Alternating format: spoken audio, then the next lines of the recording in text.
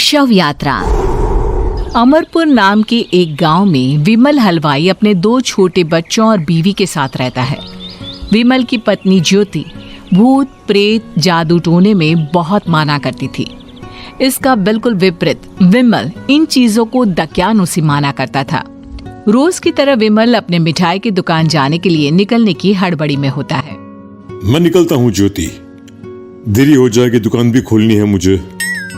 अजी ध्यान से, आज अमावस्या है। रास्ते में कोई कपड़ा या कुछ भी गिरा हो तो उसे लांग मत दीजिएगा, बगल से चले जाइएगा। अरे ऐसे तो तुम मुझे पागल ही कर दोगी क्या? हाँ, मैं नीचे देखकर चलूं कि सामने से कोई गाड़ी घोड़ा आकर मेरे ऊपर से चला जाए? दोनों हालत में तो मेरी ही मौत है। अरे क्यों सुबह सुबह इतनी अपसुगनी बातें कह रहे हो जी? मेरे गांव में तो ऐसा आंखों के सामने होता हुआ देखा है मैंने, इसीलिए कहती हूँ, वरना मुझे क्या, पड़ोसी को तो नहीं कहना चाहती मैं, पति हैं आप मेरे इसलिए बोल रही हूँ। विमल अपनी मिठाई की दुकान चला जाता है। दुकान पर पहले से ही ग्राहकों की लंबी लाइन लगी हुई थी। ये लो, वहाँ ज्योति अमावस्या को लेकर परेशान है और आज तो हमेशा से ज्यादा ही लंबी लाइन लगी पड़ी है। अच्छी खासी बिक्री होगी आज। विमल दुकान खोलता है। एक के बाद एक ग्राहक उसकी दुकान पर मिठाई ले रहे होते हैं। तभी गांव की एक बूढ़ी औरत विमल से कहती है, जिस तेजी से बिक्री हो रही है, कहीं किसी की नजर ना लग जाए, नींबू मिर्ची टांग ले। अरे क्या चाची तुम भी, ये सब नजर बजर कुछ नहीं होता है। कैसे लोग हैं मेरे आसपास। अपनी दुकान से शाम को विमल हंसते कूदते वापस घर आता है। हाँ, आज तो अच्छी खासी बिक्री हुई है। 1 महीने में जितनी बिक्री होती है, एक ही दिन में आज उतने पैसे कमा लिए मैंने।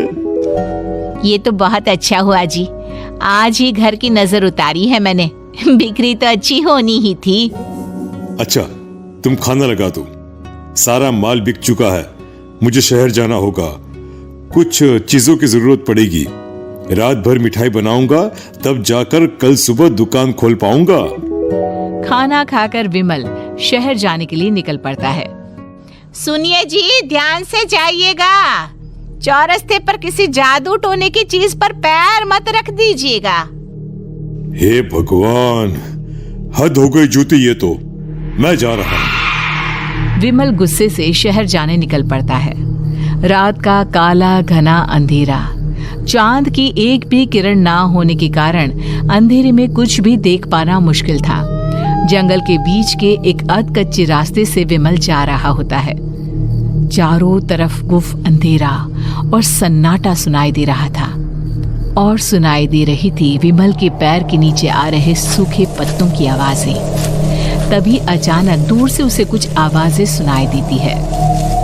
अरे, ये इतनी रात को जंगल के रास्ते कौन जा रहा है? शायद कोई टोली होगी। राम नाम सत्य है, राम नाम सत्य है, राम नाम सत्य है, राम नाम सत्य है। धीरे धीरे आवाज कुछ कुछ सुनाई पड़ती है। आवाज धीरे धीरे और नजदीक आती सी लगती है। विमल देखता है कि उसके सामने से सजी धजी सफेद कपड़े में लिपटी एक अर्थी निकल रही है, जिसके साथ 5 लोग ही थे। 4 आदमियों ने उसे कंधा दिया हुआ था। एक मटका लिए आगे आगे बढ़ रहा था। विमल के बिल्कुल सामने आकर अर्थी रुक जाती है। उसमें से एक आदमी विमल से कहता है, अरे भाई, जरा अर्थी को कंधा लगाना, मैं बहुत थक गया हूँ, बड़ी मेहरबानी होगी। हाँ भाई, कंधा तो मैं लगा दूं, पर रात को 12 बजे ये शव यात्रा, इस समय कौन अर्थी ले जाता है? तभी विमल को ऐसा लगता है कि शव में से आवाज आई। ये आवाज। मजबूरी है भाई, आप कंधा दीजिए, मैं रास्ते में सब बताता हूँ आपको। विमल अर्थी को कंधा दिए चल रहा होता है कि उसे ऐसा लगता है कि हाथ में मटका लिए जो आदमी शव के आगे चल रहा है उसके पैर उल्टे हैं। क्या हुआ भाई, हकला क्यों रहे हो? वो आपके साथी के पैर उल्टे। विमल अपनी बात पूरी भी नहीं कर पाता कि वो देखता है कि उस आदमी के पैर तो सीधे ही हैं।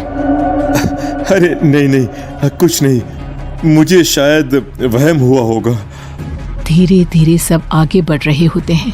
तब विमल को अचानक लगता है मटके में से एक हाथ बाहर आ रहा है। विमल घबरा जाता है। इसके पहले वो कुछ बोल पाता, कल्लू कहता है, मेरा नाम कल्लू है। हम 6 दोस्त थे, जिसमें से एक को तो तुम सोया हुआ देख रहे हो। इतनी पक्की दोस्ती थी कि जैसे हम सब सगे भाई हैं। पर किस्मत का कोई क्या कर सकता है। आज से 4 साल पहले एक नदी में हम सब नहाने गए थे, जिसमें डूबकर राजेश की मौत हो गई। किसी मजबूरी के कारण हमें उसकी अर्थी को रात को ही शमशान घाट ले जाना पड़ा।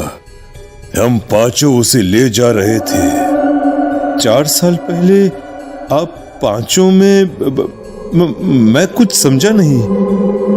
मंकू अपनी गर्दन पीछे घुमाकर अपनी आंखें बड़ी बड़ी कर विमल से कहता है, अरे भाई, पूरी कहानी खत्म होने दो, फिर बीच में बोल लेना, ठीक है? तभी रास्ते में एक हादसे में अपने दोस्त के साथ हम सभी मर गए। वो सामने देखो, हमारा दोस्त।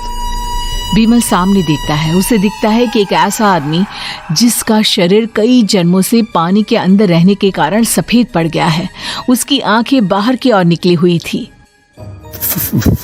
फिर ये अर्थी किसकी है?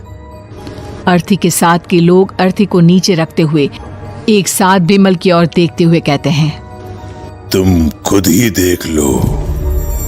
विमल शव पर से सफेद कपड़ा हटाता है। शव की जगह खुद को ही देखकर विमल के होश उड़ जाते हैं।